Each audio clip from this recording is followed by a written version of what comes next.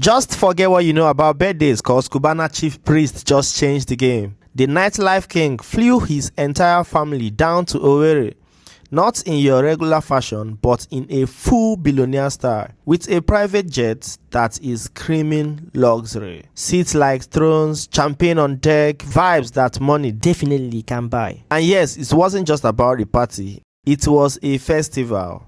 A full-blown celebration of life, wealth, and legacy. And guess what? The Igbo billionaire himself stepped on stage and performed his first song. The energy was mad. The crowd was going crazy. Cubana Chief Priest didn't just host a party, he hosted a moment in history.